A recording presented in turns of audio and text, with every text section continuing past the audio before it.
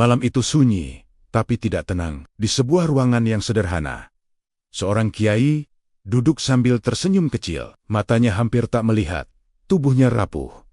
Namun, orang-orang paling berkuasa di dunia justru menahan napas di hadapannya. Bukan karena jabatan, bukan karena senjata. Beberapa menit kemudian, kalimat itu keluar.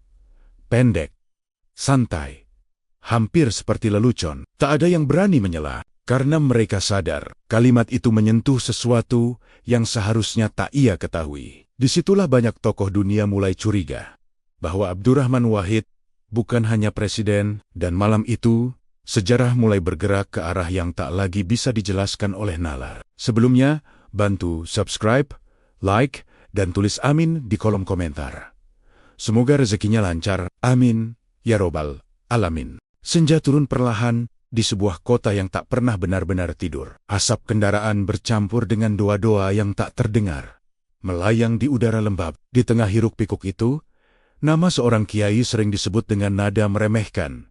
Kadang diselipkan tawa kecil. Tubuhnya lemah, penglihatannya nyaris padam, langkahnya pelan. Tak ada yang melihat tanda bahaya pada sosok itu. Tapi justru disitulah keganjilan pertama bersembunyi. Ia datang ke pertemuan-pertemuan penting tanpa sikap genting. Tidak membawa pengawal berlebihan, tidak menata kata untuk mengesankan siapapun. Kursi yang ia duduki sering terlihat terlalu besar bagi tubuhnya. Namun setiap kali ia hadir, suasana ruangan berubah. Percakapan melambat. Orang-orang yang terbiasa berbicara lantang tiba-tiba memilih diam, seolah ada sesuatu yang mengawasi dari balik dinding. Sebagian mengira itu hanya wibawa seorang ulama, sebagian lain menyebutnya karisma politik. Tapi mereka yang duduk paling dekat mulai merasakan hal yang sulit dijelaskan. Ada perasaan ditelanjangi tanpa disentuh. Niat yang belum sempat disusun terasa terbaca. Bahkan, sebelum pertemuan dimulai, beberapa tamu asing sudah kehilangan kepercayaan diri yang mereka banggakan. Sosok itu adalah Abdurrahman Wahid.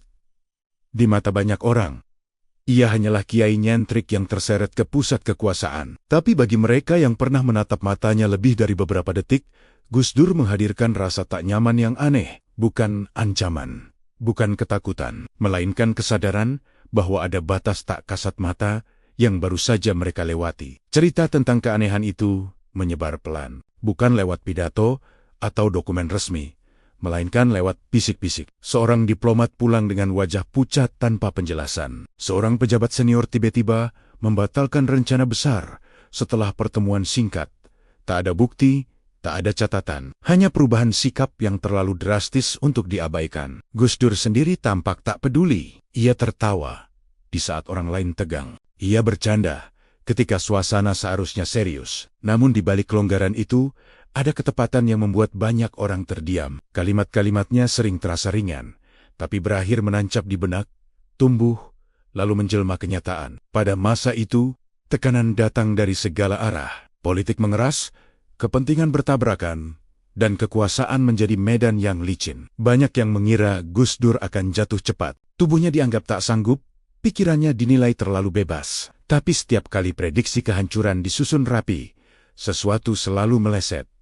Skema runtuh, waktu berbelok. Di ruang-ruang tertutup, mulai muncul rasa was-was. Bukan karena apa yang ia lakukan, melainkan karena apa yang seolah sudah ia ketahui. Ada yang bersumpah ia mendengar namanya disebut sebelum ia sempat memperkenalkan diri. Ada yang mengaku ditegur tentang hal-hal yang tak pernah diceritakan kepada siapapun. Semua terdengar mustahil, tapi terlalu banyak kesaksian untuk diabaikan. Bayangan tentang kiai itu pun berubah. Dari sosok yang diremehkan menjadi teka-teki yang mengganggu. Orang-orang mulai bertanya dalam diam, apakah mereka sedang berhadapan dengan seorang pemimpin biasa atau dengan sesuatu yang berada di luar hitungan manusia. Pertanyaan itu menggantung, tak terjawab. Sementara waktu terus bergerak, dan tanpa disadari siapapun, langkah pertama telah diambil.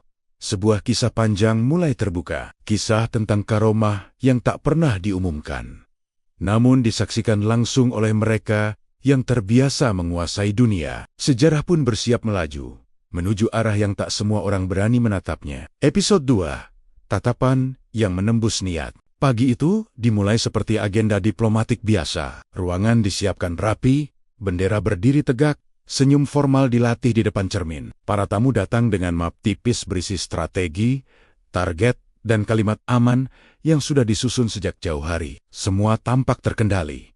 Semua terasa bisa diprediksi, hingga sosok itu masuk ke ruangan dengan langkah pelan dan ekspresi santai. Ia tidak langsung duduk, ia menoleh ke kanan, lalu ke kiri, seolah mengenali sesuatu yang tak terlihat. Senyumnya tipis, nyaris seperti orang yang sedang mendengar lelucon dalam pikirannya sendiri. Beberapa tamu asing saling bertukar pandang. Ada jeda kecil yang terasa lebih panjang dari seharusnya. Udara mendadak berat, padahal pendingin ruangan bekerja sempurna. Saat pertemuan dimulai, pembicaraan mengalir kaku. Kalimat-kalimat resmi dilontarkan, penuh kehati-hatian. Tak ada yang berani langsung masuk ke inti. Di kursinya, Abdurrahman Wahid mendengarkan tanpa menyela. Kepalanya sedikit miring, matanya tertutup sebagian. Banyak yang mengira ia tak benar-benar fokus.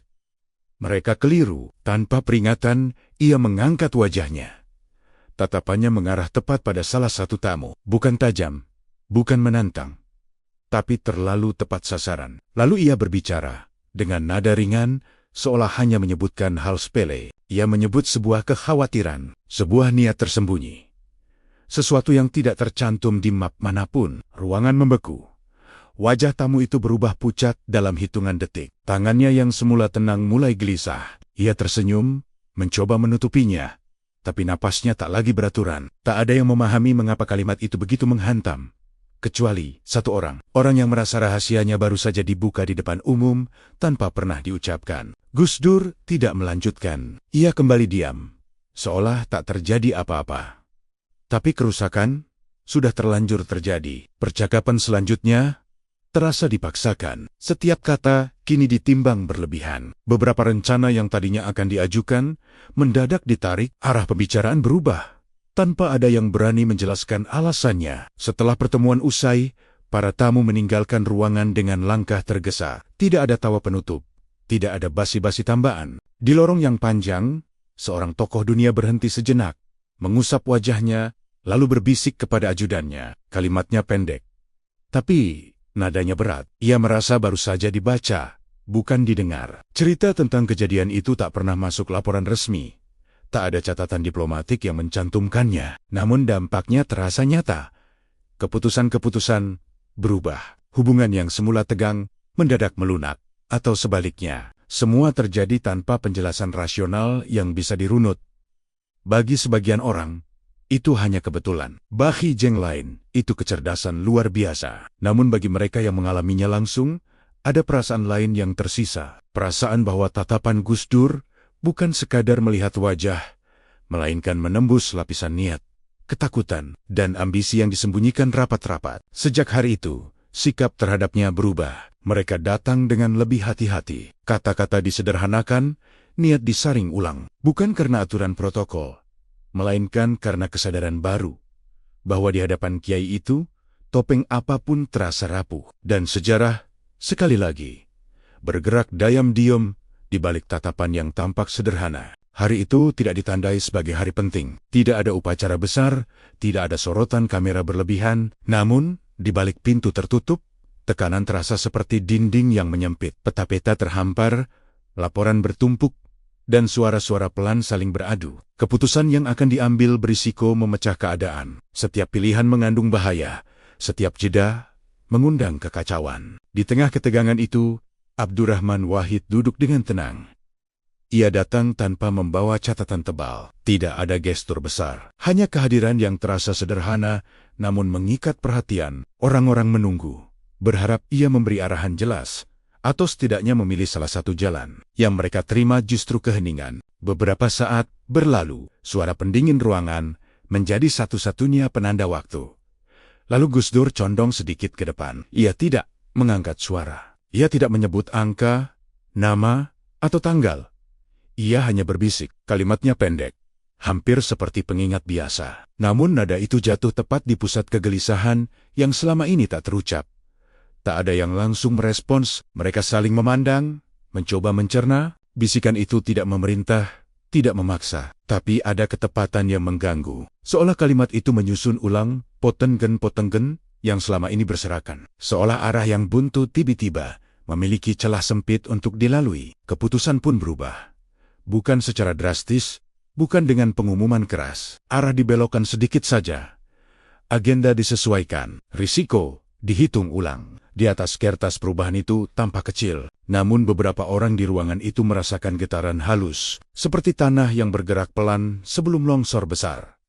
Hari-hari berikutnya berjalan tanpa kegaduhan. Media tidak mencium keanehan, publik tidak menyadari apa yang hampir terjadi, tapi di balik layar, dampaknya mulai terlihat. Ketegangan yang semula diprediksi meledak, justru mereda. Konflik yang hampir tak terkendali melunak, seolah kehilangan tenaga. Banyak yang heran, sedikit yang curiga. Beberapa bulan kemudian, baru terlihat jelas. Keputusan kecil itu menjadi titik belok. Rantai peristiwa yang semula mengarah ke kehancuran, justru berbelok menuju jalan lain. Tidak sempurna, tidak bebas masalah, tapi cukup untuk mencegah luka yang lebih dalam. Mereka yang terlibat mulai mengingat kembali bisikan itu, dengan rasa yang sulit dijelaskan. Di antara mereka, ada yang mencoba mencari penjelasan rasional. Ada yang menyebut intuisi politik, ada pula yang menyandarkannya pada pengalaman panjang. Namun, ada juga yang memilih diam. Mereka tahu, penjelasan apapun terasa kurang. Terlalu banyak kebetulan yang tersusun rapi setelah satu kalimat sederhana. Gus Dur sendiri tak pernah menyinggungnya lagi. Ia melanjutkan hari-harinya dengan tawa kecil dan cerita ringan. Ketika ditanya tentang keputusan itu, ia hanya mengangkat bahu, seolah tak ada yang istimewa. Namun bagi mereka yang berada di ruangan itu, momen tersebut terpatri kuat. Sebuah bisikan telah mengubah arah sejarah tanpa meninggalkan jejak formal. Sejak saat itu, setiap kata yang keluar darinya diperhatikan lebih saksama. Bukan karena takut, melainkan karena kesadaran baru bahwa perubahan besar tidak selalu datang dengan gemuruh. Kadang ia hadir sebagai bisikan, lembut, singkat, dan nyaris tak terdengar. Tapi ketika waktunya tiba, dunia bergerak mengikutinya, tanpa pernah banner-banner menyadari kapan semuanya dimulai. Malam turun dengan langkah pelan, menyelimuti kota dengan cahaya lampu yang tampak biasa. Hotel tempat para tamu asing menginap berdiri megah, dijaga ketat, nyaris steril dari kejutan. Semua prosedur keamanan telah dijalankan. Tidak ada celah, tidak ada ancaman. Setidaknya, itu yang diyakini oleh mereka yang terbiasa mengendalikan situasi. Seorang tokoh dunia menutup pintu kamarnya dengan napas lega. Pertemuan siang hari telah selesai. Agenda esok sudah disusun rapi. Namun ketika tubuhnya menyentuh kursi, ada rasa ganjil yang tak bisa dijelaskan. Seolah ruangan itu tidak sepenuhnya kosong. Seolah ada sesuatu yang tertinggal dari pertemuan tadi. Mengendap, menunggu malam, lampu diredupkan. Kota di luar jendela berkilau tenang, tapi ketenangan itu tidak masuk ke dalam dada. Pikiran sang tamu berputar, kembali pada satu sosok yang ia temui beberapa jam lalu. Seorang kiai dengan senyum santai dan ucapan yang terasa ringan. Tidak ada ancaman di sana, tapi justru itu yang membuatnya resah. Dalam keheningan, ingatannya memutar ulang detail kecil. Tatapan yang terlalu tepat, jeda yang terasa disengaja, kalimat singkat yang terdengar seperti candaan, tapi menyinggung sesuatu yang sangat pribadi. Ia mencoba menepisnya, mungkin lelah, mungkin sugesti. Namun detak jantungnya tak mau mengikuti logika. Malam semakin larut. Udara kamar terasa berat. Sang tokoh bangkit, berjalan ke jendela, menarik tirai sedikit. Di kejauhan, kota tetap bergerak. Tak ada yang berubah. Tapi, di dalam dirinya, ada tekanan yang sulit diurai. Ia teringat cerita-cerita yang pernah didengarnya tentang Abdurrahman Wahid. Tentang keanehan yang selalu datang tanpa peringatan. Tiba-tiba, rasa kantuk menghilang. Sebuah kesadaran aneh menyusup, bukan ketakutan akan bahaya fisik, melainkan perasaan seolah dirinya sedang diperhatikan. Ia memeriksa pintu, memastikan terkunci. Ia memeriksa telepon, tak ada pesan. Semuanya normal. Tapi keganjilan itu tetap bertahan. Di tengah malam, ia terbangun dari setengah tidur. Tidak ada mimpi buruk yang jelas. Tidak ada suara keras. Hanya satu kalimat yang terngiang. Kalimat yang diucapkan Gus Dur siang tadi. Kini terdengar berbeda. Lebih dalam, lebih tajam, seolah baru menemukan maknanya di saat yang paling sunyi. Pagi datang tanpa kejadian apapun. Tidak ada laporan aneh. Tidak ada insiden. Sang tokoh dunia meninggalkan hotel dengan wajah terkendali. Namun orang-orang terdekatnya melihat perubahan halus. Sikapnya lebih berhati-hati. Nada bicaranya lebih tertahan. Beberapa keputusan yang semula hampir diambil, mendadak ditunda. Bertahun-tahun kemudian, ia menceritakan malam itu hanya kepada segelintir orang. Tanpa detail berlebihan, tanpa klaim apapun, ia hanya mengatakan satu hal, bahwa ada malam ketika ia merasa sangat kecil, berhadapan dengan sesuatu yang tak bisa ia ukur dengan kekuasaan atau jabatan. Malam itu berlalu tanpa jejak resmi, tidak tercatat dalam dokumen, tidak masuk arsip negara, tapi bagi satu orang, dan kemudian beberapa lainnya, malam itu menjadi awal dari pemahaman baru, bahwa pertemuan dengan kiai itu tidak pernah benar-benar berakhir saat siang berganti malam, dan bahwa kegelisahan yang tak bernama seringkali menjadi pertanda. Sebelum sejarah kembali bergerak ke arah yang tak terduga, siang itu terasa biasa. Langit cerah, agenda berjalan sesuai jadwal, dan tak ada tanda-tanda bahwa dunia sedang berdiri di ambang sesuatu yang berbahaya. Di ruang pertemuan yang tak terlalu besar, pembicaraan mengalir santai. Beberapa orang tertawa kecil, mencoba mencairkan suasana yang sejak awal memang tidak tegang. Semua tampak terkendali, seolah hari akan berakhir tanpa kejutan. Di tengah percakapan itu, Abdurrahman Wahid duduk dengan posisi yang sama, seperti biasanya. Tenang, sedikit bersandar, wajahnya menyimpan ekspresi ringan. Ia mendengarkan lebih banyak daripada berbicara. Sesekali ia tersenyum, seolah menikmati irama pembicaraan yang mengalir tanpa arah pasti. Lalu, tanpa ada yang meminta pendapatnya, ia menyela. Bukan dengan suara keras, bukan dengan nada serius. Kalimat yang keluar justru terdengar seperti gurauan. Singkat, sederhana. Beberapa orang tertawa kecil, mengira itu hanya selipan humor khasnya. Tidak ada yang mencatat, tidak ada yang menanggapi secara khusus. Namun satu orang di ruangan itu terdiam. Ia tidak ikut tertawa, matanya sedikit menyempit. Pikirannya berputar cepat. Kalimat tadi menyentuh sesuatu yang selama ini ia simpan rapat. Sebuah potensi bahaya yang sedang dipelajari, tapi belum berani diucapkan. Ia mencoba meyakinkan dirinya bahwa itu hanya kebetulan, bahwa tak mungkin Gus Dur mengetahui arah kegelisahan yang belum pernah ia bagi. Pertemuan pun berakhir tanpa kesan mendalam. Semua kembali ke rutinitas masing-masing. Namun, beberapa hari kemudian, kabar itu datang. Dunia terguncang oleh peristiwa yang tak terduga. Krisis meledak. Dampaknya menjalar cepat, melampaui batas negara, menembus ruang-ruang yang sebelumnya dianggap aman. Di tengah kekacauan itu, satu kalimat kembali teringat. Kalimat yang dulu ditertawakan, kini terdengar seperti peringatan yang datang terlalu dini dan terlalu tepat. Orang yang terdiam di ruangan itu beberapa hari lalu merasakan dingin menjalar di punggungnya. Ia membuka kembali ingatannya, memutar ulang setiap detail pertemuan tersebut. Ia menyadari sesuatu yang mengganggu. Gus Dur tidak menyebutkan nama, tidak menyebut waktu, tidak memberi instruksi. Ia hanya melemparkan satu kalimat, seolah menaruh tanda kecil di tengah arus waktu. Tanda yang baru terbaca ketika segalanya sudah bergerak terlalu jauh. Di hari-hari berikutnya, cerita tentang peringatan itu menyebar perlahan, tidak ke publik, hanya dari satu tokoh ke tokoh lain. Dari ruang tertutup ke ruang yang lebih sunyi, selalu dengan nada ragu, seolah mereka sendiri takut pada makna yang terkandung di dalamnya. Terlalu banyak kebetulan yang bertumpuk, terlalu rapi untuk disebut kebetulan. Gus Dur tidak pernah mengklaim apapun. Ketika ditanya tentang peristiwa yang mengguncang itu, ia hanya menghela napas pelan.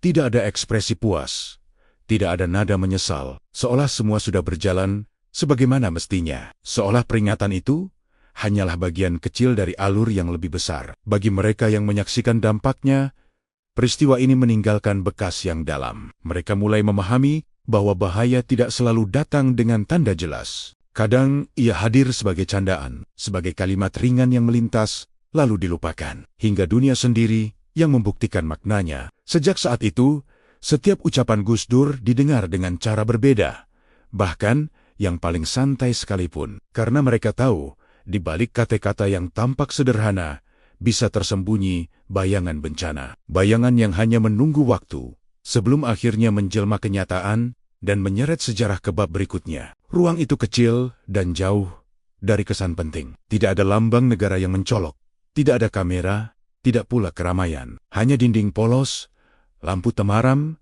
dan keheningan yang terasa tebal. Di luar ruangan, situasi bergerak cepat, ketegangan meningkat. Banyak pihak bersiap menghadapi kemungkinan terburuk, seolah waktu tinggal menghitung jam. Di dalam ruangan itulah, Abdurrahman Wahid duduk sendirian. Tidak ada rapat, tidak ada diskusi. Ia tidak memanggil penasihat, tidak pula meminta laporan tambahan. Tubuhnya terlihat semakin rapuh.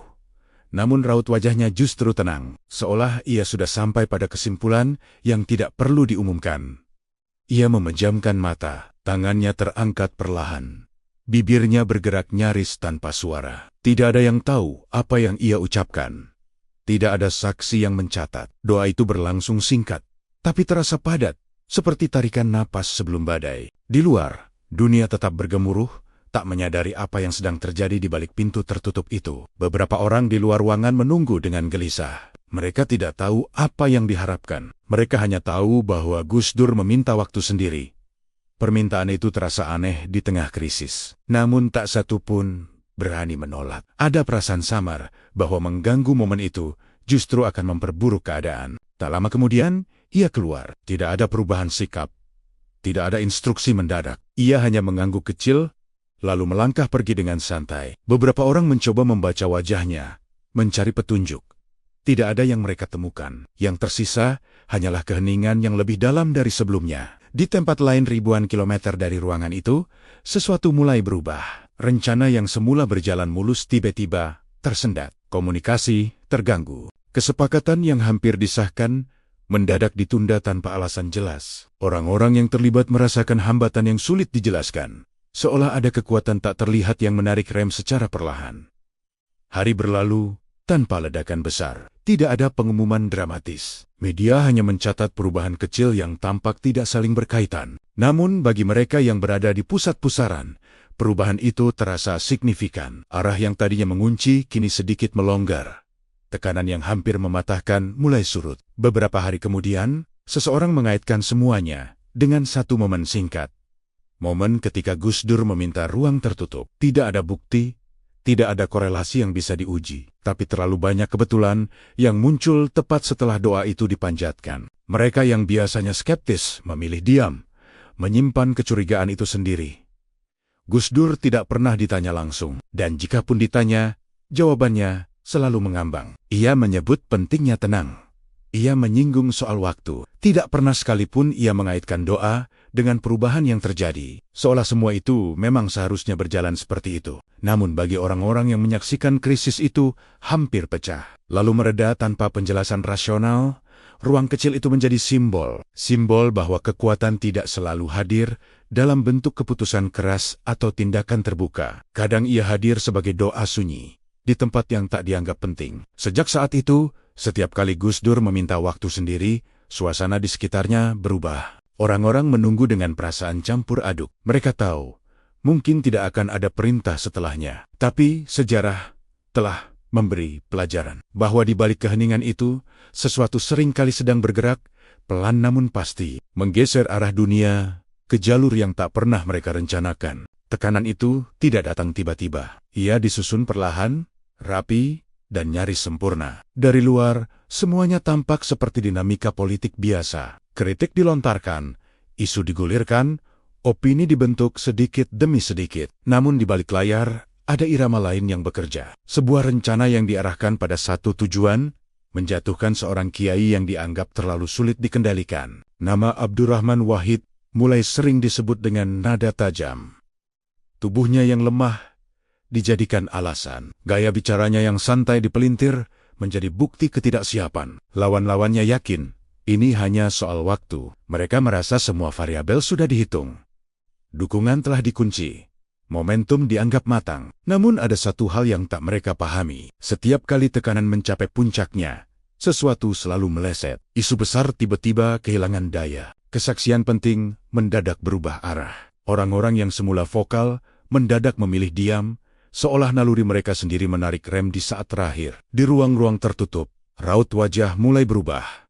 Bukan lagi percaya diri, melainkan heran. Rencana yang di atas kertas tampak tak mungkin gagal, justru runtuh tanpa sebab jelas. Tidak ada satu peristiwa besar yang bisa disalahkan. Hanya rangkaian gangguan kecil yang, ketika disusun, menghancurkan keseluruhan skema. Gus Dur sendiri tampak tak terpengaruh. Ia tetap datang ke Akara-Kora dengan tawa ringan. Ia tetap bercanda dengan wartawan, bahkan dengan mereka yang terang-terangan mengkritiknya. Tidak ada tanda ia sedang terpojok, Tidak ada gestur bertahan, seolah badai yang diarahkan kepadanya hanya lewat begitu saja. Beberapa orang yang berniat menjatuhkannya mulai merasa gelisah, bukan karena perlawanan terbuka, melainkan karena ketiadaan perlawanan itu sendiri. Mereka tidak menemukan titik benturan. Tidak ada konflik langsung yang bisa dipicu. Yang ada, justru ruang kosong yang sulit diisi dengan serangan. Di tengah kekacauan batin itu, muncul kejadian-kejadian kecil yang mengganggu. Pertemuan rahasia bocor sebelum dimulai. Dokumen penting hilang arah. Aliansi yang dianggap solid mendadak goyah oleh keraguan internal. Semua tampak seperti kesalahan manusia biasa, namun terlalu sering terjadi untuk diabaikan. Beberapa tokoh mulai mengingat cerita-cerita lama, tentang doa sunyi, tentang kalimat ringan yang berubah menjadi kenyataan, tentang tatapan yang membuat orang kehilangan keberanian tanpa disentuh. Ketakutan itu tidak diucapkan, tapi terasa, seolah ada batas yang tidak seharusnya mereka lewati. Pada satu titik, rencana besar itu dihentikan tanpa pengumuman. Tidak ada pernyataan resmi, tidak ada pengakuan kalah. Semua menguap begitu saja, meninggalkan kebingungan. Gus Dur tetap berdiri di tempatnya, bukan karena kemenangan gemilang, melainkan karena upaya menjatuhkannya tak pernah benar-benar sampai. Bagi mereka yang menyaksikan dari dekat, kegagalan itu terasa janggal. Terlalu bersih, terlalu senyap, seolah ada kekuatan yang bekerja tanpa perlu memperlihatkan diri, bukan untuk menyerang, melainkan untuk meniadakan niat sejak awal. Sejak saat itu, sikap terhadap Gus Dur berubah drastis.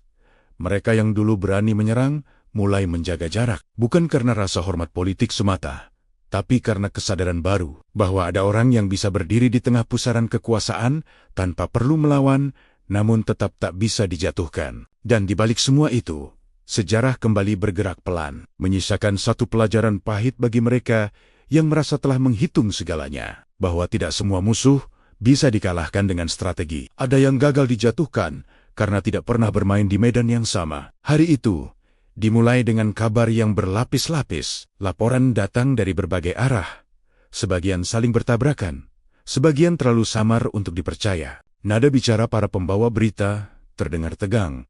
Meski kata-kata mereka dijaga tetap formal. Ancaman tidak disebutkan secara terbuka, tapi semua orang di ruangan itu merasakannya. Ada sesuatu yang sedang bergerak, dan arahnya tidak bersahabat. Di tengah kegelisahan itu, Abdurrahman Wahid justru datang dengan langkah santai. Ia menyapa orang-orang di sekitarnya, menanyakan kabar seolah hari itu sama saja dengan hari-hari sebelumnya. Beberapa orang menatapnya heran.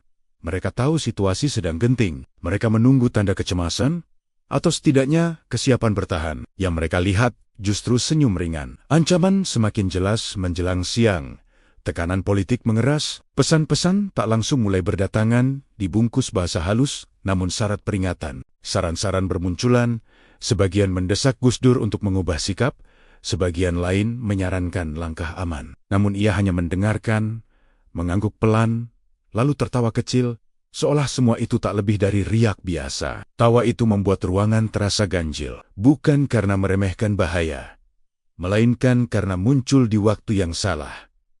Beberapa orang merasa jengkel, beberapa lainnya merasa takut. Mereka bertanya-tanya, apakah ia tidak memahami besarnya ancaman, atau justru memahami terlalu banyak hingga tak perlu panik. Di sela-sela pertemuan, seseorang memberanikan diri bertanya. Nada suaranya hati-hati, hampir berbisik. Gus Dur menoleh, mendengarkan, lalu menjawab singkat. Tidak ada penjelasan panjang, tidak ada strategi detail, hanya satu kalimat sederhana yang terdengar terlalu tenang untuk situasi sekeras itu. Kalimat itu menyebar cepat di antara mereka yang hadir, bukan sebagai solusi, melainkan sebagai penanda. Seolah Gus Dur sedang berkata bahwa ada hal-hal yang tidak perlu ditakuti, meski tampak menakutkan. Beberapa orang mulai merasakan keganjilan yang familiar, perasaan bahwa logika mereka sedang tertinggal satu langkah di belakang. Ancaman itu tidak menghilang begitu saja. Ia tetap menggantung, menekan dari kejauhan. Namun, sesuatu berubah. Tekanan yang semula terasa menghimpit, kini seperti kehilangan pusat. Orang-orang yang membawa pesan peringatan mulai ragu dengan nada mereka sendiri. Keyakinan yang semula kokoh, perlahan retak, tanpa sebab yang jelas. Menjelang sore, situasi yang diperkirakan akan meledak justru mereda.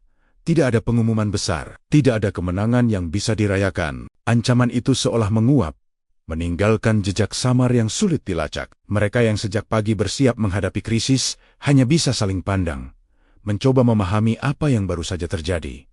Gus Dur tetap dengan senyumnya. Ia tidak membahas ancaman yang nyaris terjadi. Ia beralih ke cerita lain, ke hal-hal ringan yang terdengar tak relevan. Namun bagi mereka yang menyaksikan dari dekat, senyum itu kini memiliki makna lain. Bukan tanda ketidakpedulian, melainkan keyakinan yang datang dari sumber yang tidak terlihat. Sejak hari itu, senyum Gus Dur di tengah situasi genting menjadi cerita yang terus diingat. Bukan sebagai sikap santai seorang pemimpin, tetapi sebagai tanda bahwa ia melihat sesuatu yang tidak bisa dilihat orang lain. Ancaman boleh datang dan pergi, tapi ketenangan itu tetap tinggal, menjadi bayangan sunyi yang terus mengikuti perjalanan sejarah ke bab berikutnya. Pengakuan itu tidak datang di depan kamera, tidak pula disampaikan dalam forum resmi. Ia muncul bertahan-tahan.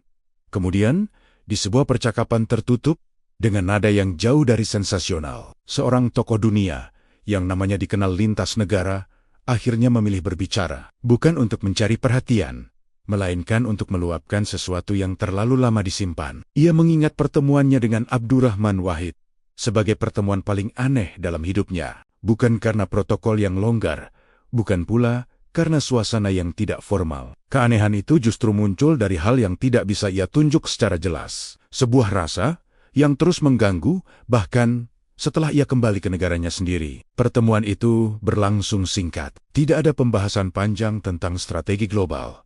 Tidak ada adu kepentingan yang rumit. Gus Dur lebih banyak diam, sesekali menyelipkan komentar ringan. Sang tokoh dunia awalnya merasa unggul. Ia datang dengan pengalaman, kekuasaan, dan kepercayaan diri yang dibangun selama puluhan tahun.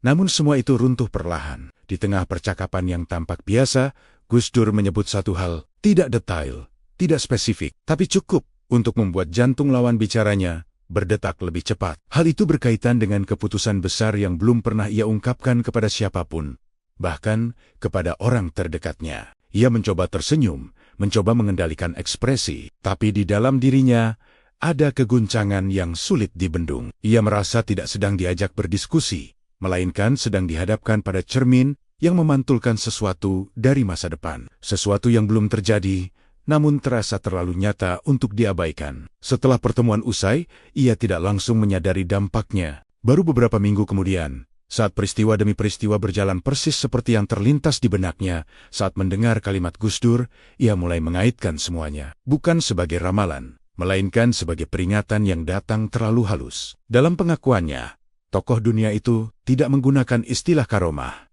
Ia tidak menyebut mukjizat, ia hanya mengatakan bahwa ada manusia yang memahami waktu dengan cara berbeda. Bahwa Gus Dur seolah berdiri sedikit di depan arus, melihat gelombang sebelum orang lain merasakan getarannya. Ia mengaku ketakutan, bukan takut pada Gus Dur, melainkan pada kesadarannya sendiri. Kesadaran bahwa kekuasaan, intelijen, dan data tidak selalu cukup. Ada lapisan lain yang selama ini ia abaikan, dan Gus Dur bergerak di lapisan itu dengan sangat tenang. Pengakuan itu berhenti sampai di situ.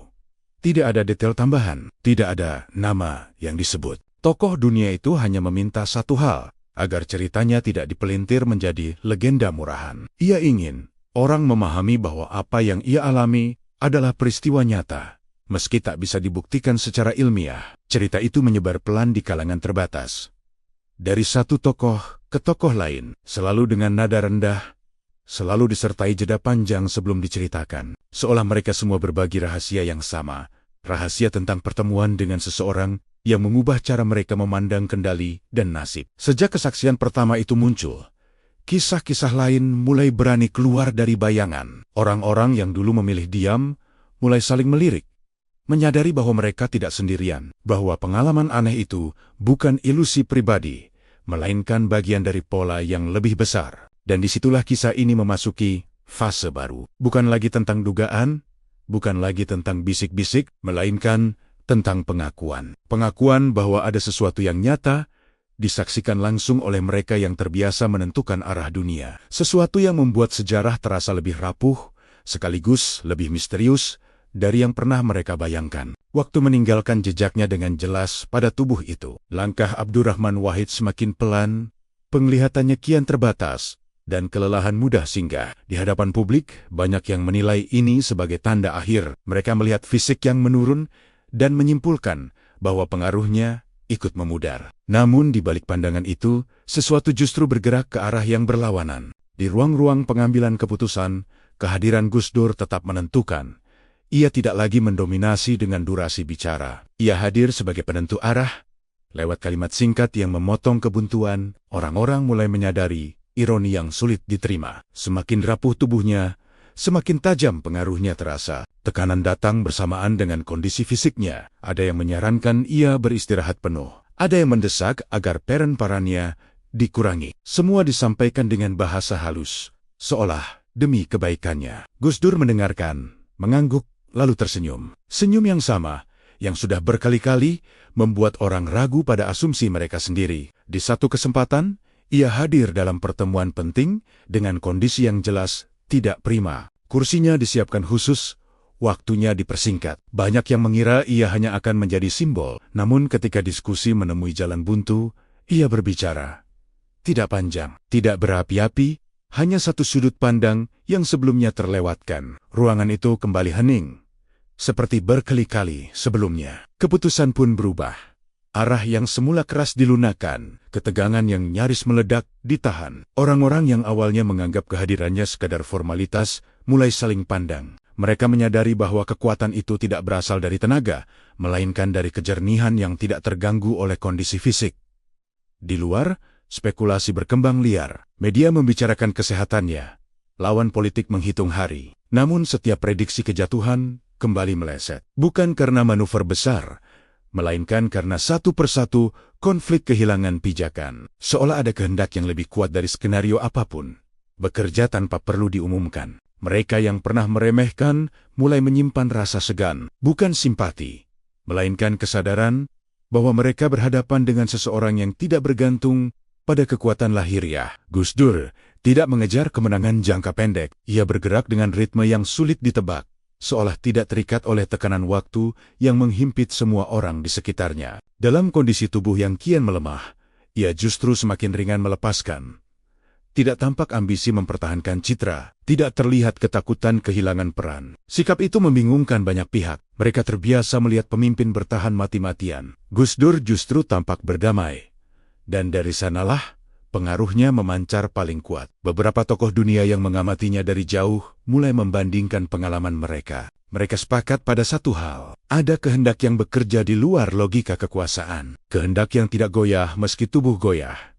Kehendak yang tidak melemah meski tekanan meningkat. Hari-hari berlalu, dan tubuh itu terus menua. Namun jejak yang ditinggalkannya justru semakin dalam. Orang-orang mulai memahami pelajaran yang terlambat, bahwa kekuatan sejati tidak selalu terlihat pada mereka yang paling lantang atau paling bugar. Kadang, ia hadir pada sosok yang tampak rapuh, namun tak pernah kehilangan arah. Dan di titik itulah, sejarah mencatat sebuah paradoks, bahwa ketika tubuh melemah, kehendak justru menang. Bukan dengan perlawanan terbuka, melainkan dengan ketenangan yang membuat semua tekanan kehilangan sasaran. Sejarah pun kembali bergerak, membawa pelajaran itu ke bab berikutnya, tanpa menunggu siapapun siap menerimanya. Kalimat itu terucap tanpa tekanan. Tidak didahului keheningan panjang, tidak pula diakhiri penegasan. Ia meluncur begitu saja, di sela obrolan ringan yang nyaris tak dianggap penting. Beberapa orang bahkan tidak langsung menangkap maksudnya. Bagi yang lain, kalimat itu terdengar terlalu sederhana untuk situasi yang sedang dibicarakan. Saat itu, Abdurrahman Wahid duduk santai, bersandar ringan, seolah percakapan di hadapannya hanyalah rutinitas biasa. Topik yang dibahas sebenarnya serius, penuh ketidakpastian. Banyak kemungkinan buruk sedang dipetakan, dan tidak satu pun terasa aman. Orang-orang di ruangan itu berharap pada arahan konkret. Yang mereka dapatkan justru satu kalimat yang tampak menggantung. Beberapa orang saling pandang. Ada yang mencatatnya, lebih karena kebiasaan daripada keyakinan. Ada pula yang mengabaikannya, menganggap itu sekadar refleksi pribadi yang tak perlu ditindaklanjuti. Gus Dur sendiri tidak menambahkan penjelasan. Ia membiarkan kalimat itu berdiri sendiri, tanpa pembelaan, tanpa penguatan. Hari-hari berlalu, percakapan itu tenggelam di antara ropet-ropet lain, laporan-laporan baru, dan tekanan yang terus bertambah. Hingga perlahan, Satu demi satu peristiwa mulai bergerak. Tidak sekaligus, tidak dramatis, tapi arahnya terasa familiar bagi mereka yang mengingat kalimat tersebut. Sebuah keputusan yang diperkirakan akan diambil. Tertunda tanpa sebab jelas, langkah yang dianggap pasti, berubah arah di menit terakhir. Orang-orang mulai merasakan pola yang aneh, seolah ada garis tak terlihat yang sedang diikuti oleh peristiwa-peristiwa itu. Garis yang pernah disentuh oleh satu kalimat sederhana. Beberapa minggu kemudian, seseorang akhirnya menyebutkannya. Dengan suara pelan, hampir ragu, ia mengingatkan kembali ucapan Gus Dur, ruangan mendadak sunyi. Ingatan kolektif bekerja cepat. Potongan-potongan kejadian mulai tersusun, membentuk gambaran yang mengganggu. Apa yang dulu terdengar ringan, kini terasa presisi. Tidak ada yang berani menyebutnya ramalan. Kata itu terlalu berat, terlalu mistis. Mereka memilih istilah lain, lebih aman, naluri, kepekaan. Namun di dalam hati, banyak yang tahu istilah itu tidak cukup. Terlalu banyak detail yang cocok. Terlalu tepat waktu. Gus Dur tidak pernah dimintai klarifikasi. Ketika seseorang mencoba menyinggungnya kembali, ia hanya tersenyum kecil. Tidak membenarkan, tidak menyangkal. Seolah ucapan itu bukan sesuatu yang perlu dipertanggungjawabkan. Seolah tugasnya hanya menyebutkan, bukan memastikan dunia mendengarkan. Dari kejadian itu, sikap di sekitarnya berubah halus. Orang-orang mulai memperhatikan setiap kata, bahkan yang terdengar paling santai. Bukan karena takut, melainkan karena pengalaman telah mengajarkan satu hal, bahwa ucapan Gus Dur seringkali bekerja di waktu yang tidak bisa diprediksi. Ucapan-ucapan itu tidak selalu langsung terbukti. Kadang butuh minggu, kadang bulan. Tapi ketika akhirnya terwujud, selalu ada rasa yang sama, campuran antara takjub dan gentar. Perasaan bahwa mereka baru saja menyaksikan sesuatu yang berjalan mendahului kesadaran manusia. Bagi sebagian orang, ini menjadi titik balik. Mereka berhenti menganggap kote-katanya sebagai selipan ringan. Mereka mulai mendengarkan dengan cara berbeda. Lebih pelan, lebih dalam. Seolah setiap kalimat membawa beban waktu yang belum tiba. Dan sejarah pun mencatat pola itu tanpa memberi nama. Bahwa ada ucapan yang tidak dimaksudkan untuk segera dipahami. Ucapan yang bekerja diam-diam, menunggu saat yang tepat untuk menjelma kenyataan. Di tengah hiruk-pikuk dunia, kalimat-kalimat itu terus bergema, membuktikan bahwa kata yang diucapkan dengan tenang bisa memiliki dampak yang melampaui suara dan nalar. Perubahan itu tidak diumumkan, tapi terasa. Nada bicara di ruang-ruang penting menjadi lebih rendah. Langkah-langkah yang dulu diambil dengan percaya diri, kini diiringi jeda panjang. Orang-orang yang sebelumnya lantang menyebut nama Abdurrahman Wahid dengan nada meremehkan, mulai memilih kata lain. Bukan karena strategi baru, melainkan karena perasaan yang sulit dijelaskan. Rasa takut itu tidak datang seperti ketakutan biasa. Tidak ada ancaman langsung, tidak ada peringatan terbuka. Justru, karena itulah ia mengganggu. Mereka mulai sadar bahwa setiap upaya menjatuhkan, setiap niat buruk yang disusun rapi, selalu berakhir pada kegagalan yang janggal. Terlalu sering untuk disebut kebetulan. Di ruang tertutup, beberapa tokoh mulai berbagi kegelisahan. Ceritanya berbeda-beda, tapi polanya sama. Rencana bocor sebelum dijalankan. Keberanian runtuh di saat terakhir. Keyakinan yang semula kokoh mendadak menghilang. Seolah ada sesuatu yang menekan dari dalam diri mereka sendiri. Nama Gus Dur muncul dalam bisikan, bukan dalam serangan. Mereka tidak lagi membicarakannya sebagai lawan politik, melainkan sebagai faktor yang tak bisa dihitung. Seseorang yang kehadirannya saja sudah cukup mengacaukan skema. Bukan karena apa yang ia lakukan, melainkan karena apa yang tampaknya ia ketahui. Ketakutan itu semakin jelas ketika beberapa tokoh memilih mundur. Bukan dari jabatan, tapi dari rencana. Mereka menarik diri perlahan, tanpa pengumuman. Orang-orang di sekitar mereka melihat perubahan sikap yang drastis. Lebih pendiam, lebih berhati-hati. Seolah mereka baru saja menyentuh batas yang tak seharusnya dilampaui. Gus Dur sendiri tidak menunjukkan perubahan. Ia tetap bercanda, tetap melontarkan komentar ringan yang sering disalahpahami. Namun justru disitulah ketakutan itu berakar. Ia tidak pernah merespon serangan dengan kemarahan. Ia tidak pernah membalas tekanan dengan ancaman. Ia hanya ada. Dan keberadaan itu terasa mengganggu bagi mereka yang menyimpan niat tersembunyi. Beberapa orang mencoba melawan rasa takut itu dengan logika. Mereka menyusun ulang data, mencari celah rasional. Tapi semakin mereka berusaha, semakin rasa itu menguat. Seolah ada lapisan lain yang tidak bisa ditembus oleh analisis biasa, lapisan yang bekerja di luar hitungan untung dan rugi. Dalam satu pertemuan, seseorang tanpa sadar menyebutkan ketakutannya. Ucapannya terhenti di tengah jalan.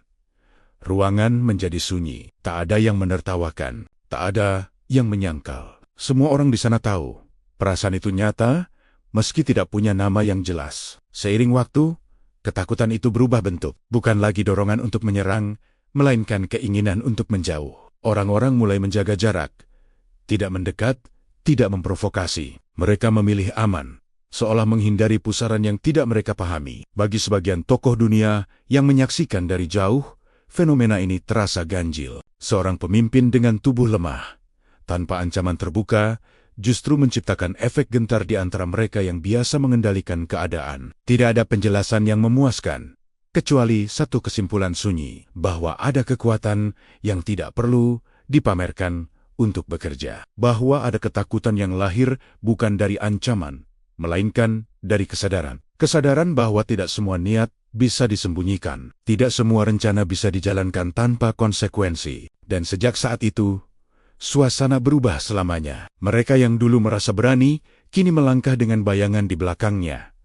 Sejarah pun mencatat fase baru, fase ketika ketakutan tidak lagi datang dari kekuasaan, melainkan dari sesuatu yang tak terlihat, namun terasa nyata. Sesuatu yang membuat banyak orang akhirnya memahami bahwa mereka sedang berhadapan dengan lebih dari sekadar manusia biasa. Pengakuan itu datang ketika semuanya sudah lewat, saat kekuasaan tak lagi di genggaman, saat jabatan hanya tinggal catatan sejarah. Seorang tokoh dunia duduk dalam suasana santai, jauh dari sorotan, lalu menghela napas panjang sebelum berbicara. Nada suaranya datar, tapi ada beban yang terasa jelas. Ia mengakui sesuatu yang seharusnya ia katakan sejak lama. Ia bercerita tentang pertemuannya dengan Abdurrahman Wahid, tentang satu momen singkat yang dulu ia anggap remeh. Saat itu, ia merasa lebih tahu, lebih berpengalaman. Ia datang dengan keyakinan bahwa semua bisa dikendalikan dengan perhitungan matang. Gus Dur hanya ia lihat sebagai figur simbolik, tidak lebih. Namun seiring waktu berjalan, ingatan tentang pertemuan itu terus kembali, bukan sebagai nostalgia, melainkan sebagai gangguan. Setiap keputusan besar yang ia ambil, setiap peristiwa tak terduga yang terjadi, selalu membawa bayangan kalimat dan tatapan yang sama. Ia mulai menyadari bahwa ada sesuatu yang luput dari perhatiannya. Dalam pengakuannya, ia menyebut satu kesalahan terbesar. Ia tidak mencatat apa yang ia alami, tidak menuliskannya, tidak menyimpannya sebagai data penting. Ia menganggap pengalaman itu terlalu aneh untuk dibagikan, terlalu tidak masuk akal untuk dipercaya. Kini ia menyesal, karena justru disitulah inti persoalan berada. Ia mengatakan bahwa Gus Dur tidak pernah memaksa, tidak pernah menggurui, tidak pernah menampilkan diri sebagai sosok istimewa. Justru kesederhanaan itulah yang menipu banyak orang, termasuk dirinya. Ia baru memahami belakangan bahwa kekuatan yang paling berbahaya seringkali hadir tanpa tanda. Pengakuan itu tidak dibungkus dramatis, tidak ada klaim berlebihan. Tokoh dunia itu hanya mengakui bahwa ia pernah berada sangat dekat dengan sesuatu yang luar biasa, namun memilih mengabaikannya, bukan karena tidak percaya, melainkan karena tidak siap menerima implikasinya. Ia juga mengakui rasa takut yang datang terlambat. Takut karena menyadari bahwa banyak keputusan besar yang ia ambil mungkin telah melalui satu peringatan halus yang ia pilih untuk tidak dengarkan. Takut karena menyadari bahwa dunia tidak selalu bergerak sesuai dengan peta yang ia buat. Cerita itu disampaikan kepada segelintir orang, tanpa niat menyebarkannya luas. Namun seperti kisah-kisah sebelumnya, pengakuan itu berpindah pelan, dari satu percakapan ke percakapan lain, selalu dengan nada hening, selalu disertai jeda panjang sebelum dilanjutkan. Bagi mereka yang mendengarnya, pengakuan ini menjadi potongan penting, bukan sebagai bukti ilmiah, melainkan sebagai kesadaran bersama bahwa terlalu banyak tokoh berpengaruh yang mengalami hal serupa, namun memilih diam, bahwa keterlambatan pengakuan itu sendiri adalah bagian dari pola. Gus Dur tidak pernah ada di ruangan saat pengakuan itu disampaikan, namun kehadirannya terasa kuat dalam setiap kalimat, seolah ia masih duduk di sudut, tersenyum ringan, mendengarkan tanpa menghakimi, seolah ia tahu bahwa pengakuan itu memang tidak akan datang tepat waktu. Dan disitulah letak ironi yang paling sunyi, bahwa banyak orang baru memahami makna sebuah pertemuan setelah semuanya berlalu, setelah kesempatan untuk bertanya telah hilang, setelah sejarah bergerak terlalu jauh untuk diulang. Pengakuan yang terlambat itu tidak mengubah masa lalu, namun ia mengubah cara pandang mereka yang mendengarnya, bahwa ada momen-momen yang seharusnya dicatat, meski terasa ganjil, karena bisa jadi disitulah sejarah sebenarnya sedang berbicara, dengan suara paling pelan, menunggu siapapun yang cukup berani untuk mendengarkan. Tidak pernah ada pernyataan resmi, tidak ada pengakuan, tidak pula cerita yang disampaikan dengan nada ingin diyakini. Justru itulah yang membuat semua ini terus hidup. Abdurrahman Wahid tidak pernah menyebut dirinya memiliki keistimewaan apapun. Setiap kali kisah-kisah aneh muncul, ia memilih menertawakannya atau mengalihkan pembicaraan ke hal lain yang terdengar sepele. Orang-orang yang pernah menyaksikan peristiwa di luar nalar itu awalnya menunggu. Mereka mengira suatu hari Gus Dur akan menjelaskan, atau setidaknya memberi isyarat bahwa semua itu disengaja. Namun, waktu berlalu, dan yang mereka temui hanyalah sikap yang sama santai berseakan, seolah semua yang terjadi bukan sesuatu yang layak dibicarakan. Disinilah keganjilan itu semakin dalam, karena koroma-koroma itu tidak pernah berdiri sendiri. Ia muncul dalam potenggan-potenggan kecil, di waktu dan tempat yang berbeda, disaksikan oleh orang-orang yang tak saling mengenal. Ketika cerita-cerita itu akhirnya bertemu, polanya mulai terlihat, tapi bukan dari pengakuan sang tokoh utama, melainkan dari kesaksian mereka yang berada di sekitarnya. Beberapa orang mencoba mengonfrontasi Gus Dur dengan cerita-cerita itu. Dengan hati-hati, mereka menyinggung kejadian yang sulit dijelaskan. Jawabannya selalu mengambang, kadang berupa candaan, kadang berupa kalimat singkat, yang justru menambah tanda tanya. Ia tidak membenarkan, tidak menyangkal, seolah kebenaran itu tidak penting baginya. Sikap itu membuat sebagian orang frustrasi. Mereka ingin kepastian, mereka ingin bingkai yang jelas. Namun, sebagian lain mulai memahami bahwa dengan tidak mengklaim apapun, Gus Dur justru menjaga sesuatu tetap utuh, tidak tercemar oleh ego, tidak diperalat untuk kepentingan tertentu. Di luar lingkaran dekatnya, cerita terus berkembang. Tokoh-tokoh dunia mulai saling mencocokkan pengalaman. Tanpa disadari, mereka sedang menyusun mosaik yang besar. Setiap orang hanya memegang satu keping, namun ketika disatukan, gambarnya menjadi sulit diabaikan. Jang menarik karomah itu tidak pernah digunakan untuk menunjukkan kekuasaan. Tidak pernah dipakai untuk mengancam atau menundukkan. Justru sebaliknya, seringkali muncul untuk meredakan, mengingatkan, atau menghentikan sesuatu sebelum terlambat, seolah fungsinya bukan untuk menonjolkan diri, melainkan menjaga keseimbangan. Gus Dur sendiri tetap berjalan di jalurnya. Ia berbicara tentang kemanusiaan, tentang humor, tentang pentingnya tidak merasa paling benar. Di saat orang lain sibuk membangun citra, ia justru membiarkan dirinya disalahpahami. Mungkin karena ia tahu, apapun yang ia katakan tidak akan pernah sepenuhnya menjelaskan apa yang sebenarnya terjadi. Bagi mereka yang menyaksikan dari dekat, sikap inilah yang paling menggetarkan. Karomah yang tidak pernah diklaim terasa lebih berat daripada yang diumumkan, karena ia hadir tanpa niat dipertontonkan, tanpa kebutuhan untuk diyakini. Ia bekerja dalam diam, meninggalkan dampak yang hanya bisa dirasakan oleh mereka yang terlibat langsung. Seiring waktu, orang-orang mulai berhenti mencari pengakuan dari Gus Dur. Mereka menerima bahwa jawaban tidak akan datang darinya, bahwa karomah itu bukan milik yang bisa diceritakan sesuka hati. Ia adalah bagian dari perjalanan, bukan tujuan akhir. Dan disitulah makna sebenarnya mulai terasa. Bahwa sesuatu yang benar-benar besar tidak selalu membutuhkan pengakuan. Tidak perlu klaim, tidak perlu pembelaan. Ia cukup hadir, bekerja, lalu pergi, meninggalkan jejak sunyi di benak mereka yang pernah bersentuhan dengannya. Sejarah pun melanjutkan langkahnya, membawa karomah yang tak pernah diklaim itu sebagai bagian dari arus yang terus bergerak, tanpa pernah benar-benar berhenti. Kepergian itu tidak disambut hiruk-pikuk kekuasaan, tidak ada sirene peringatan, tidak ada keputusan darurat yang diumumkan tergesa-gesa. Namun pada hari itu, dunia terasa seperti berhenti sejenak. Ruang-ruang yang biasanya bising mendadak hening. Orang-orang yang terbiasa berbicara lantang memilih diam, seolah takut merusak sesuatu yang rapuh. Berita tentang wafatnya Abdurrahman Wahid menyebar pelan, namun dampaknya merambat jauh. Bukan hanya di negeri yang ia pimpin, tetapi juga di antara tokoh-tokoh dunia yang pernah bertemu dengannya. Banyak dari mereka terdiam lebih lama dari biasanya, bukan sekadar berduka, melainkan seperti kehilangan sesuatu yang baru mereka sadari nilainya.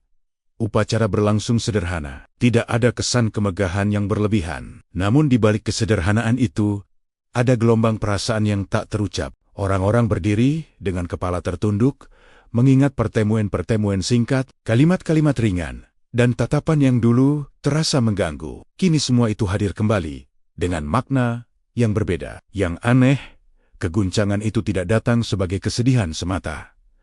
Ada rasa kosong yang sulit dijelaskan, seolah sebuah penyangga tak terlihat telah diangkat. Dan dunia harus belajar berdiri tanpa keseimbangannya. Beberapa tokoh dunia mengakui, secara pribadi, bahwa mereka merasa lebih gelisah setelah kepergiannya dibanding sebelumnya. Hari-hari setelahnya berjalan dengan ritme baru. Keputusan-keputusan penting terasa lebih berat. Beberapa konflik kecil yang sebelumnya mudah diredam, kini berlarut. Tidak ada yang secara terbuka mengaitkannya dengan kepergian Gus Dur.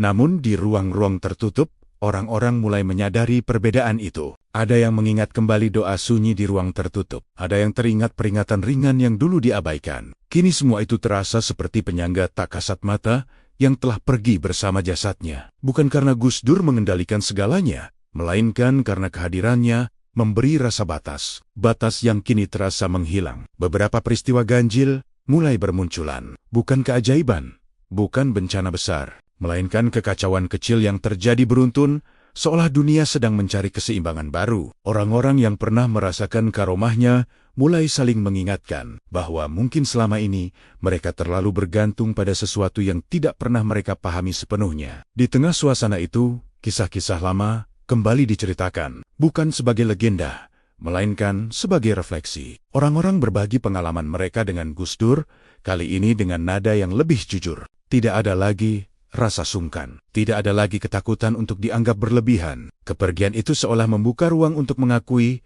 apa yang dulu disimpan rapat. Namun tidak semua orang merasa kehilangan dengan cara yang sama. Ada pula yang merasa lega, seolah satu faktor tak terduga telah pergi. Tapi bahkan mereka pun tak bisa menepis rasa ganjil yang muncul. Sebuah kesadaran bahwa sesuatu yang unik telah berakhir dan tidak akan tergantikan dengan mudah.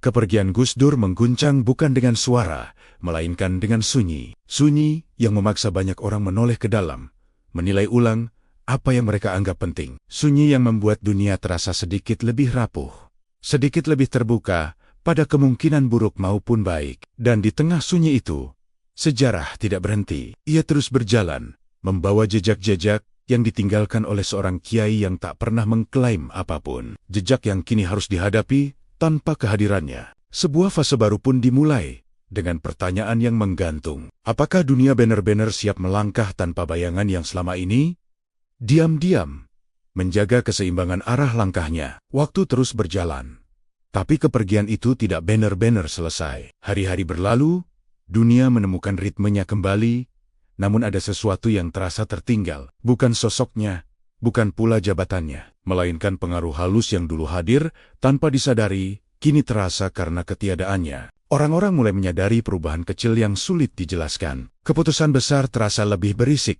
lebih penuh benturan. Dialog yang dulu menemukan jalan tengah, kini lebih mudah mengeras. Tidak ada yang secara resmi mengaitkannya dengan nama Abdurrahman Wahid.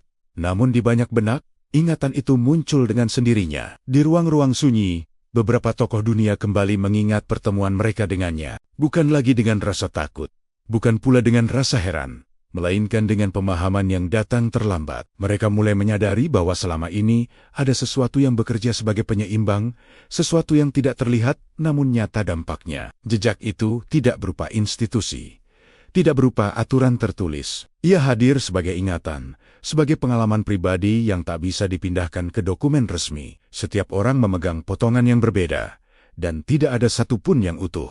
Namun, ketika potongan-potongan itu dibicarakan, pola yang sama kembali muncul. Beberapa tokoh mengaku kini lebih berhati-hati dalam mengambil keputusan. Bukan karena trauma, melainkan karena pelajaran. Mereka teringat bagaimana satu kalimat ringan bisa mengubah arah. Bagaimana satu doa sunyi bisa meredakan sesuatu yang hampir meledak. Pengalaman itu menjadi kompas tak resmi, bekerja dalam diam. Di kalangan tertentu, kisah-kisah tentang Gus Dur mulai diceritakan kepada generasi yang lebih muda, bukan sebagai legenda yang dilebih-lebihkan, melainkan sebagai kisah tentang kerendahan hati, dan kesadaran tentang seseorang yang tidak pernah mengklaim apapun, namun meninggalkan pengaruh yang sulit disangkal. Yang menarik, jejak itu tidak memaksa siapapun untuk percaya. Ia tidak menuntut pengakuan, ia hanya ada, menunggu siapapun yang cukup peka untuk merasakannya. Sebagian orang mungkin mengabaikannya, sebagian lain mungkin baru memahaminya di titik tertentu dalam hidup mereka. Di luar sana dunia terus bergerak dengan segala kekacauannya, konflik baru muncul, ketegangan lama berulang dengan wajah berbeda. Namun bagi mereka yang pernah bersentuhan dengan kehadiran Gus Dur, ada kesadaran yang tetap hidup, bahwa di tengah hiruk-pikuk itu, selalu ada pilihan untuk tidak larut sepenuhnya dalam kegelapan. Jejak itu juga menjadi pengingat bahwa pengaruh sejati tidak selalu datang dari kekuasaan formal. Kadang ia datang dari cara seseorang memandang manusia lain. Dari keberanian untuk tertawa di tengah ancaman, dari ketenangan saat orang lain panik, hal-hal yang sulit ditiru, namun mudah dirasakan dampaknya. Seiring waktu, kisah tentang karomah itu mungkin akan terus diperdebatkan. Ada yang akan menolaknya, ada yang mengagungkannya. Namun bagi sejarah, perdebatan itu bukan hal utama. Yang lebih penting adalah kenyataan bahwa begitu banyak orang dari latar dan bangsa berbeda merasakan sesuatu yang sama. Dan disitulah kisah ini menemukan ujungnya. Sekaligus awal baru. Bahwa karomah tidak berhenti ketika seorang tokoh pergi. Ia berubah bentuk, menjadi jejak dalam ingatan, dalam keputusan, dalam keraguan yang sehat sebelum melangkah terlalu jauh. Sejarah pun tidak menutup buku di sini. Ia hanya membalik halaman. Jejak itu masih bergerak, mengikuti mereka yang pernah menyaksikannya, dan mungkin suatu hari nanti akan disentuh oleh mereka yang bahkan tidak pernah bertemu dengannya. Karena ada kisah yang tidak selesai bersama waktu, melainkan terus hidup. Selama manusia masih mau mendengarkan suara yang paling pelan,